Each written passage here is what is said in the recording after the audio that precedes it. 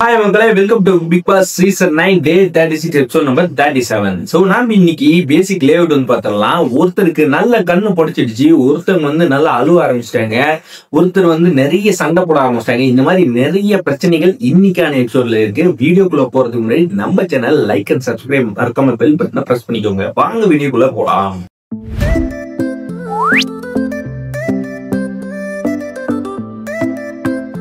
Episode start ஆனோன்னு என்ன ஆச்சு அப்படின்னு பாத்தீங்கன்னா, அரோராவும் வினோத் வந்து பேசி கலாய்ச்சிட்டு இருக்காங்க. அதுல யாரு முன்னாடி வச்சிருக்காங்கன்னா, கம்ருத்தியும் பார்வதியும் வச்சு கலாய்ச்சி ஓட்டிட்டு இருக்காங்க. கேஷுவலா தான் ஓட்டிட்டு இருந்தாங்க. இதுல வந்து பார்வதிக்கு வந்து எப்பயுமே சொல்லவே தேவையில்லை. அவங்களுக்கு என்ன மைண்ட்ல அந்த டைம் ஓடுதோ அதை வச்சு ஒரு ஃபைட் வந்து பண்ணுவாங்க. அதை வச்சு இப்ப கலாய்ச்சிட்டு இருந்த வச்சு எண்ணி வச்சு கலாய்க்காதீங்க அப்படின்னு சொல்லிட்டு பின்னாடி பேச ஆரம்பிச்சாங்க.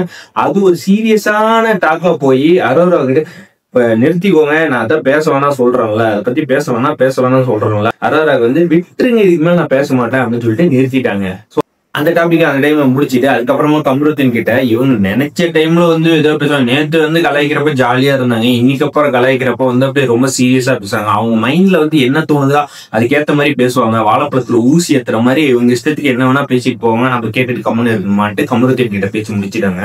ஸோ அது அப்படியே போயிட்டு இருந்த டைம்ல திவாகரும் பார்வதி வந்து அங்க தனியா உட்காந்து பேச ஆரம்பிச்சாங்க. அவங்க என்ன பேசிட்டு இருந்தாங்கன்னா, இவங்களாம் வந்து சேஃபா கேம் விளையாண்டுருக்காங்க, சொல்றத வந்து கனி வந்து எல்லா இடத்துலயும் எக்ஸ்கேப் ஆயிடுவேன், இந்த டைம்ல வந்து கனி வந்து விடக்கூடாது அப்படி இப்படின்னு பேச ஆரம்பிச்சு. ஸோ அந்த திவாகர் வந்து எப்பயுமே உங்களுக்கு சொல்லவே தேவையில்ல, அந்த சாப்பாட்டு விஷயத்துல மட்டும் அவங்க ரெண்டு பேர்த்தையும் அடிச்சுக்க முடியாது, பார்வதி திவாகரையும். ஸோ இதுல வந்து திவாகர் தான் ஹைலைட். என்னன்னா, சாப்பாட்டு விஷயத்துல பாத்தீங்கன்னா இவங்க கனி வந்து எல்லாத்துக்குமே ஈக்குவலா வைக்கிறாங்க. இந்த விஷயத்த வந்து கனி வந்து எதுவும் சொல்ல முடியாது, ஏன்னா எல்லாருக்கும் ஈக்குவலா வைக்கிறாங்க. பத்தவங்க கூட கேட்டா கூட கொடுத்துட்றாங்க. ஆனா இந்த ரம்யா பொண்ணு மட்டும் நம்பவே கூடாது.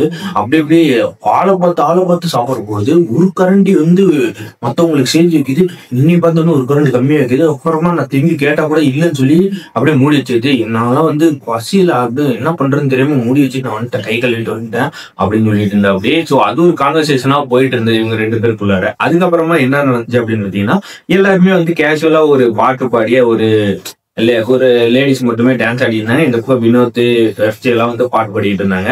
இதுல வந்து நடுவில் வந்து கரெக்டா திவாகர் உள்ள பூந்தா, அப்படியே உள்ளார் பூந்த உடனே அவருக்கு ஏற்ற மாதிரி அண்ணா பாட்டு அப்பா பாட்டுன்னு சொல்லி கலாய்ச்சி அது ஒரு பாட்டா வந்து ஓட்டி வந்து டக்குன்னு வந்து ஒரு லெட்டர்ல எழுதி எழுதிட்டு இருந்தாங்க. என்ன அப்படின்றது ஜூம் போய் காட்டினாங்க. ஐ ஃபீல் லவ்லி அப்படின்ற மாதிரி ஒரு லெட்டர் வந்து எழுதிருந்தாங்க. யாருக்கு எழுதிருப்பாங்க உங்களே தெரியும். ஸோ அந்த லெட்டர் எழுதிட்டு இருக்கவே துஷாரோட போட்டோ காட்டினாங்க. ஸோ அவங்களே நினைச்சு எழுதிருக்கலாம், இல்ல வீட்டு நினைச்சு எழுதிருக்கலாம், எது வேணா நடந்துக்கலாம். இதுல வந்து நடுவுல பார்வதி வந்து உள்ளார பூந்து என்னம்மா என்ன வந்து நீ வந்து பேசுனது காலையில நேற்று பேசுனது வந்து ரொம்ப ஹர்ட் ஆயிடுச்சு அப்படி இப்படின்ட்டு அவங்க வந்து எப்பயுமே தெரியும்ல, எல்லாரும் முன்னாடி பேசிடுவாங்க. அதுக்கப்புறமா பொது தனியா வந்து உட்கார வச்சுட்டு இவங்க ரெண்டு பேருக்குள்ள கான்வர்சேஷன் பண்ணி அவங்க கிட்ட ஸ்மூத் ஆயிடுவாங்க. ஆனா நடந்தது என்னமோ பொது வழியில. இதுல வந்து இவங்க ரெண்டு எல்லாரு கூடயும் சண்டைப்பட்ட மாதிரியும் அப்ப அந்த டைம்ல வந்து தனியா போய் உட்காந்து அவங்க கிட்ட சமாதானப்படுத்துற மாதிரி சமாதானம் ஆயிக்குவாங்க. ஸோ அதுதான் இங்க வந்து நடந்தது. ஸோ நேற்று வந்து நான் தெரியாம இது பண்ணிட்டோமா, இனி அந்த சுச்சுவேஷன்ல என்ன பண்ண அப்படி இப்படின்னு சொல்லிட்டு இருந்தாங்க. அதுக்கு வந்து அரோரா என்ன சொன்னாங்கன்னா, இல்ல நான் வந்து இந்த வீட்டுல எதுக்கு இருக்கிறேன்னு எனக்கே தெரியல, எல்லாருமே நீ வந்து டார்கெட் பண்ணி சொன்னாங்க, பட் ஆனா அது உண்மைதான், நான் இல்லைன்னு சொல்லல. மற்றவங்க எல்லாம் நல்ல எஃபெக்ட் போட்டாங்க, எல்லாருமே வந்து எஃபர்ட் போட்டாங்க, எல்லாருமே போயிட்டாங்க. பட் ஆனா நான் எப்படி இங்க வீட்டுல இருக்கிறேன்னு எனக்கே தெரியல அப்படின்னு சொல்லிட்டு அவங்க நேர்மையா பேசினாங்க. அது வந்து ஒரு விதத்துல வந்து ஒத்துக்கலாம். ஸோ எல்லாருமே எஃபர்ட் போனது தினேஷ் கூட போனோம், அப்படி அவர் எஃபர்ட்டை போட்டிருந்தாரு. பட் ஆனா எப்படி எலிமினேட் ஆனாங்க அப்படின்னு சொல்ல முடியல. ஸோ அந்த மாதிரி இருக்கிறப்ப அரோரா வீட்டுல வந்து எதுவுமே பண்ணாம இருக்கிறாங்கன்றது வந்து ஒரு பெரிய கொஸ்டின் மார்க் தான். அப்புறமா பாட்டில் மணின்னு ஒரு டாஸ்க் வந்து வச்சிருந்தாங்க. இது வந்து எப்படின்னா தலை போட்டிக்கான டாஸ்க். இதுல வந்து உங்களுக்கு யார் இருப்பாங்கன்னு தெரியும். ஒன்னு வந்து திவ்யா, சபரி வந்து பார்வதி, இவங்க 3 பேர்த்து வச்சுதான் இந்த டாஸ்க் வந்து ஓபன் பண்ணாங்க. என்ன டாஸ்க் அப்படின்னு பாத்தீங்கன்னா, ஒரு பாக்ஸ் போட்டு சென்டர்ல வந்து ஒரு 3 பாட்டில் வச்சிருக்காங்க. அந்த 3 பாட்டில் வந்து அட்டன் டைம்ல பெல் அடிச்ச உடனே ஒரு ஆள் தான் அந்த 3 பாட்டில்ல வந்து ஒரு ஆள் தான் ஒரு பாட்டில் வந்து எடுத்துட்டு போனோம். அந்த பாட்டில் அவங்களோட ஒரு சர்க்கிள் வச்சிருக்காங்க. அந்த சர்க்கிள்குள்ளார போய் வச்சுட்டு திரும்பி வந்து இன்னொரு பாட்டில் இருக்கிறத வந்து எடுத்துக்கணும். ஸோ இந்த மாதிரியான ஒரு கேம் இது. கடைசியா அந்த அவங்க கொடுக்குற ஒரு 3 நிமிஷமோ 4 நிமிஷமோ கொடுக்குறாங்க. அந்த 4 நிமிஷத்துக்குள்ளார இந்த கடைசியா யாருக்கிட்ட அதிக பாட்டில் இருக்கோ அவங்க தான் வின்னு. அதுக்குள்ளார வந்து யாராவது ஒருத்தர் போய் அந்த பாட்டில் வந்து திண்டிட்டு இருந்தா அவங்களோட சர்க்கிள்குள்ளார வச்சுக்கலாம். இது ஒரு கேம் மாதிரி வச்சாங்க. ஸோ இதுல என்ன நடந்துச்சுங்கிறது தான் பெரிய ஹைலைட்டாவே இருந்துச்சு. ஃபர்ஸ்ட் ஸ்டார்டிங்ல வந்து ஒரு சுமூகமா ஆரம்பிச்சாங்க. இதுல வந்து சபரி வந்து 2 பாட்டில் எடுத்திருந்தாப்படி, அந்த பக்கம் பார்வதி ஒண்ணு, இந்த பக்கம் திவ்யா ஒண்ணு எடுத்து வச்சிருந்தாங்க. பட் ஆனா 2 பேரும் சபரி போய் அட்டாக் பண்ணலான்னு போறப்ப திவ்யா வந்து இந்த பக்கம் ஒரு பாட்டில் வந்து எடுத்துட்டாப்படி. இந்த பக்கம் பார்வதி எடுக்கிற டைம்ல வந்து ஒரு லைட்டா ஒரு ஏத்து விட்டுருப்பாரு போல இருக்கு. அது கரெக்டா பார்வதி கண்ணிலே விழுந்துச்சு ஒரு அடி. அது பணியாற மாதிரி நல்லா கொலாப்புட்டு மாதிரி இருந்துச்சு. எத்தனை பேர் வந்து இந்த இன்சிடென்ட்ல வந்து உங்களுக்கு என்ன தோணு இருக்குன்றத கமெண்ட்ல சொல்லுங்க. என்ன அதாவது பார்வதி கண்ணு வந்து இந்த டைம் வந்து கொலா போட்டு மாதிரி இருந்துச்சு. ஸோ நிறைய பேருக்கு வந்து தோணி இருக்கும். அந்த இன்சிடென்ட் கூட நான் அந்த போட்டோல காட்டுறேன் பாருங்க. ஸோ அதுக்கப்புறமா வந்து 2 பேர் ஆளுக்கு ஒன்று வச்சுருந்தாங்க. கடைசியா ஃபைனலா வந்து சபரி கிட்ட தான் பாட்டில் அதிகமா இருந்தது, வின் ஆயிட்டு அப்படி. ஸோ உள்ளார வின்னு இந்த தலை அப்படின்னு சொல்ல ஆரம்பிச்சாங்க. பிகாஸ் ஏன் இது வந்து 3 தடவை ரீகேம் வச்சாங்கன்னு தெரியல. பட் ஆனா அதுக்கு ஒரு இன்சிடென்ட் சொல்லியிருந்தாங்க. என்ன அப்படின்னு பாத்தீங்கன்னா, இந்த கேம் வந்து உங்களுக்கு ஃபேரா இல்லை அப்படின்னு இருந்துச்சுன்னா ரீகேம் போங்க அப்படின்னு சொன்னாங்க. சரி ஓகே, பார்வதி கண் வந்து அதுக்குள்ள பணியாற மாதிரி வீங்கிடுச்சு. பட் இருந்தாலும் கேட்டாங்க, உனக்கு விளையாடுறதுக்கு ஓகேவா அப்படின்னு கேட்டாங்க. நான் வரேன் அப்படின்னு சொல்லிட்டு திரும்பி செகண்ட் கேம் விளையாண்டாங்க. செகண்ட் கேம் விளையாடுறப்ப என்ன அப்படின்னா, அவங்க கிட்ட ஒரு பாட்டில் வந்து எடுத்துட்டு வந்து வைக்கிறாங்க அப்படின்னா அந்த பாட்டில் வந்து தொடக்கூடாது. இன்னொருத்தவங்க வந்து எடுக்கிறப்ப அதை தொடக்கூடாது. எடுத்ததுக்கு அப்புறமா நீங்க புடிங்கி வச்சுக்கலாம். பட் ஆனா நம்ம கிட்ட இருக்கிறப்ப அந்த பாட்டில் வந்து புடிச்சு வைக்க கூடாது. இதுதான் வந்து கேம். ஸோ இதுல இருந்து என்னன்னா, ஃபர்ஸ்ட் போய் எல்லாம் எடுத்துட்டு வந்துட்டாப்படி. எடுத்துட்டு வந்து சபரி கிட்ட இருந்த அந்த பாட்டில வந்து பார்வதி வந்து ஹோல்ட் பண்ணி வச்சிருந்தாங்க. பார்வதி கிட்ட இருந்து பாட்டில எடுக்கிறப்ப என்ன பண்ணாங்க அப்படின்னு பாத்தீங்கன்னா, அது கையில இருந்து பிடிச்சிக்கிட்டாங்க. அந்த கையில பிடிக்க கூடாது, அன்ஃபேர். அதுல நீங்க பிடிச்சீங்கன்னா வந்து நீங்க வந்து எலிமினேட் ஆகிடுவீங்க அப்படின்னு சொல்றாங்க. பட் இருந்தாலும் அதை கேட்காம பார்வதி வந்து கையிலே தான் பிடிச்சி வச்சுட்டு இருந்தாங்க. பட் ஆனா யாரும் வந்து கேட்கல. அதுக்கப்புறமா திரும்பி இவங்க கிட்ட சபரி கிட்ட 1 2 பார்வதி கிட்ட மட்டும் 2 இருந்துச்சு. அதுக்கப்புறமா திடீர்னு அந்த டைமும் முடிஞ்சது. பிக் பாஸ் கிட்ட கேட்டப்ப திரும்பி உங்களுக்கு வந்து அன்ஃபேரா இருந்துச்சுன்னா ரீகேம் போங்க. இது ஏன் நான் சொல்றேன் அப்படின்னு பாத்தீங்கன்னா, நீங்க வந்து அதாவது ஜட்ஜஸ் வந்து கரெக்டான டிசிஷன் எடுக்கல. அதனால வந்து உங்களை வந்து ரீகேம் போக சொல்றேன். கரெக்டா நீங்க தான் ஜட்ஜி, நீங்க சொல்றதுதான் அங்க வந்து நடக்கணும் அப்படின்ற மாதிரி ஒரு வார்னிங் மாதிரி கொடுத்துட்டு அதுக்கப்புறம் ஸ்டார்ட் பண்ணுங்க. 3வது தடவையா ரீகேம் போட்டாங்க. அந்த 3வது ரீகேம் போட்டப்பையும் யாரோ விட்டு வளர்ந்த மாதிரி எனக்கு தெரியல. இதுல வந்து என்ன ஒரு இதுன்னா, கையில எடுக்கக்கூடாதுன்னு சொன்னதுக்கு அப்புறமும் கையில வச்சிட்டு இருந்த பார்வதி உள்ளார வரக்கூடாதுன்னு சொன்னாங்க. இதெல்லாம் 3 பேருக்குமே கடைசியா ஒரு ரூல் போட்டு உள்ளார வந்தீங்கன்னா எலிமினேட்டு, கையில எடுத்தீங்கனாலும் எலிமினேட்டு, நீங்க ஃபவுல் விளையாடுனீங்கன்னா எல்லாருமே எலிமினேட் அப்படின்னு சொல்லிட்டு 3 பேருக்குமே அனௌன்ஸ்மெண்ட் ஸ்டார்ட் பண்ணாங்க. பட் ஆனா பார்வதி வந்து ஃபர்ஸ்ட் எடுத்தவொடனே அதை மீறிட்டாங்க. எடுத்தவொடனே ஃபவுல்னு சொல்லி அது எலிமினேட்டுன்னு சொல்லிட்டாங்க.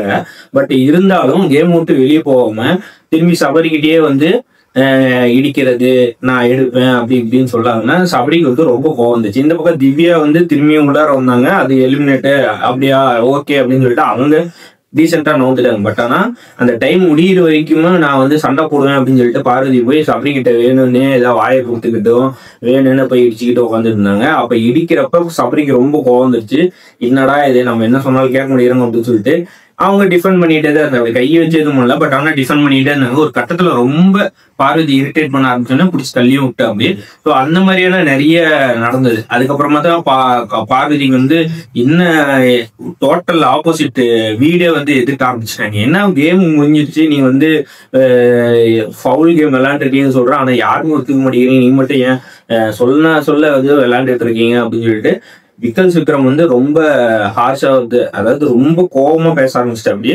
அது பேசுன்றதுக்கு அப்புறமா கேம்லாம் முடிஞ்சிச்சு. அது வந்து சபரி தான் வின்னு அப்படின்னு சொன்னாங்க. எப்பயுமே உங்களுக்கு திரும்பி பார்வதி வந்து அக்செப்டே பண்ண மாட்டாங்க. ஏதோ ஒரு கேம்ல வந்து அவங்க தோக்குற மாதிரி இருந்தாலுமே அதுக்கு வந்து ஏதோ ஒரு பேசிக்கிட்டு அது சண்டை போட்டுக்கிட்டு தான் இருப்பாங்க. அது வந்து ஒத்துக்கவே மாட்டாங்க. அது உங்களுக்கு தெரிஞ்சதுதான். ஸோ இதெல்லாம் நடந்தோடனே கேம் முடிஞ்சவொடனே விக்கல்ஸ் விக்ரமுக்கும் பார்வதிக்கு வந்து எல்லாத்துக்கும் நீங்க வந்து முன்னாடி வந்து நினைக்கிறீங்க, இத்தனை நாள் எங்க இருந்தீங்க அப்படின்னு சொல்லிட்டு விக்கல்ஸ் விக்ரமும் பார்வதியும் பெரிய சண்டையை போயிட்டே இருந்தது. அதுல வந்து விக்கல்ஸ் விக்ரம் பார்த்து பார்வதி வந்து பானன்னு சொல்லிட்டாங்க. பானன்னு சொன்னோடனே என்ன வாடி சிம்மிங்லாம் பண்றீங்க, பானாக்கு உங்க எதுக்கு சொல்றீங்க, நான் இத்தனை நாள் சொல்லிட்டு தான் இப்ப அப்பெல்லாம் தெரியலீங்களா அப்படின்னு பார்வதிட்டு சொன்னோன்னே, நீங்க இத்தனை நாள் எப்ப நீங்க சொன்னீங்க, இப்ப எதுக்கு பானன்னு நீங்க சொல்றீங்க, பாடி ஷேமிங்லாம் பண்ணீங்கன்னா எனக்கு பிடிக்காது அப்படின்னு சொல்லிட்டு அவங்க பேச அவரும் வந்து நல்லா ரிப்ளை பண்ணிட்டு அவரும் கோவலாம் இல்ல, அதுக்கேத்த மாதிரி காமெடியாவே ஓவான்னு சொல்லிட்டு நல்ல தமாஸ் பண்ணிட்டு இருந்தா. அப்படியே அது ஒரு டைமுக்கு மேல பாடுறதுனால கண்ட்ரோல், அதாவது அவங்க கிட்ட ஈடு கொடுக்க முடியல, அவங்களும் போயிட்டாங்க, இவரும் போயிட்டா. அப்படி ஸோ உள்ளார போனதுக்கு அப்புறமா சபரி வந்து தலை அப்படின்னு சொல்லி அனௌன்ஸ் பண்ணிட்டாங்க. அதுக்கப்புறமா வந்து பார்வதிக்கு வந்து அழுவு வந்துருச்சு. கண்ணாடி பார்த்தோன்னே கண்ணு நல்லா போண்டா மாதிரி வீங்கிடுச்சு. அது பார்த்தோன்னே அழுவ ஆரம்பிச்சிட்டாங்க. என்னடா இவன் பேசுறதே எனக்கு கேட்கறதுக்கு ஒரு இதா இருக்கு, புல்டோசர் மாதிரி கத்திக்கிட்டே இருக்கிறான் அப்படின்னு சொல்லிட்டு நல்லா என்னென்ன வாயில வருதோ எல்லாத்தையும் பேசிக்கிட்டே இருந்தாங்க. பட் ஆனா சபரி அதை எப்படியும் கண்டுக்கல. அவங்க டீம் பிரிச்சு விட்டுட்டு ஒவ்வொருத்தருக்கும் என்ன ஒர்க்கோ அதை நீட்டா பிரிச்சு கொடுத்துட்டா. அப்படி ஸோ உள்ளார போயிட்டு இந்த கிச்சன் இடத்துல வந்து பேசிட்டு இருந்தாங்க. இந்த மாதிரி திவ்யா வந்து இது பேசணும்னு அவசியமே கிடையாது. ஏன் திவ்யா வந்து இந்த இடத்துல இந்த பாயிண்ட் வந்து எடுத்து வச்சாங்க அப்படின்னு எனக்கும் தெரியல. ஸோ நீங்க வந்து அந்த பார்வதி வந்து நீங்க இந்த மாதிரி இடிச்சிருக்க கூடாது, அந்த கேம்ல வந்து ரொம்ப ஹார்ஷா நீங்க பண்ணியிருக்க தேவையில்ல அப்படின்ற மாதிரி கொண்டு வந்தாங்க. உடனே அங்க இருந்த பார்வதிக்கு தாண்டா யாரும் நமக்கு சப்போர்ட் பண்றாங்க அப்படின்னு சொல்லிட்டு உள்ளார வந்து பேச ஆரம்பிச்சாங்க. இப்ப இவங்க பேச ஆரம்பிச்ச உடனே இந்த பக்கம் வந்து கமருதீனும் திவாகரும் வந்து சப்போர்ட்டுக்கு வந்து நின்று கண்ணை அழுத்திக்கிட்டு அவங்களுக்கு சப்போர்ட் பண்ணி பேச ஆரம்பிச்சாங்க. பட் ஆனா சபரிக்கிட்ட வந்து விக்கல் சிக்கரம் வந்து நின்றுட்டு இருந்தாரு. ஸோ இவங்க சைட்ல வந்து விக்கல் சிக்கரம் பேச ஆரம்பிச்சோடனே பார்வதிக்கு வந்து கொடுத்துட்டு வந்துச்சு கோவம். என்ன ஆச்சு அப்படின்னு பாத்தீங்கன்னா, இவங்களுக்கு சைடு பேசுறப்போ வந்து கம்முன்னு இந்த பார்வதி சபரிக்கு வந்து சப்போர்ட் பண்ற மாதிரி பேச ஆரம்பிச்சோடனே உடனே வந்து நல்லா இல்ல சபரிக்கு பேச வந்தா மட்டும் உள்ளார வந்து பேசிடுறீங்க அப்படின்னு சொல்லிட்டு அவங்க ஆரம்பிச்சாங்க. அந்த பாயிண்ட் ஆரம்பிச்ச உடனே அது ஒரு பெரிய சண்டையா போச்சு. அப்பயும் வந்து நீ பேசு எவ்வளவு வேணா பேசு அப்படின்னு சொல்லிட்டு விக்கல் சீக்கிரம் நீ பேச நானும் உங்களுக்கு சப்போர்ட் பண்ணி நீ கூடவே பேசுவேன் அப்படின்னு சொல்லிட்டு அதுக்கு ஏற்ற மாதிரி சொல்லிட்டு நல்லா கலாய்ச்சி சொல்லியிருந்தாங்க. இந்த பக்கமும் பார்வதி ஈடு கொடுத்துக்கிட்டு ரெண்டு பேருமே ஈக்குவலா சண்டை போட்டு இருந்தாங்க. அது ஒரு இதா போயிட்டு இருந்தா அந்த இன்சிடென்ட் அது அதோட முடிஞ்சது. அதுக்கப்புறமா என்ன நினைச்சு இந்த ப்ராசஸ் எல்லாம் முடிஞ்சதுக்கு அப்புறமா நாமினேஷன் ப்ரீ டாஸ்க் வந்து ஆரம்பிச்சிருவாங்க. இதுல என்ன நடக்கும்ன்றது வந்து உங்களுக்கே தெரியும். எல்லாருமே வந்து எப்படி போடணும்னு இந்த தடவை டைரக்டா நாமினேட் பண்ற மாதிரி தான் இருக்கும் அப்படின்னு சொல்லிட்டு இதுல வந்து ஒரு 5 பேர் வந்து குரூப் வேற செஞ்சுட்டாங்க. எனக்கே ஷாக் ஆயிடுச்சு. என்னடா வயல் காட்டுறவங்கள போனவங்க எல்லாம் வந்து யாரை எதிர்த்து உள்ளார போனவங்க அவங்க கூடயே கூட்டு சேர்ந்துட்டாங்களே அப்படின்ற மாதிரி தான் இருந்தது. என்ன அப்படின்னு பாத்தீங்கன்னா, பார்வதி கமருதீன்லாம் இந்த பக்கம் உட்காந்து இருந்தார். இந்த பக்கம் வந்து என்ன பிரஜின், சாண்ட்ரா, திவ்யா இவங்க எல்லாம் போய் அவங்க கூட உட்காந்துட்டு இவங்களுக்கு ஆப்போசிட்டா, அதாவது யாருன்னா சபரி இவங்க இந்த மாதிரி ஒரு குரூப் வந்து ஃபார்ம் ஆயிருக்கு, அந்த குரூப்பை நம்ம வந்து உடைச்சு விடணும் அப்படின்னு சொல்லிட்டு இவங்க ஒரு பிளான் போடுறாங்க. நீங்க வந்து என்ன பண்றீங்கன்னா இவங்க 2 பேத்துக்கு போடுங்க, நீங்க இவங்க 2 பேத்துக்கு போடுங்க, நீங்க இவங்க 2 பேத்துக்கு போடுங்க.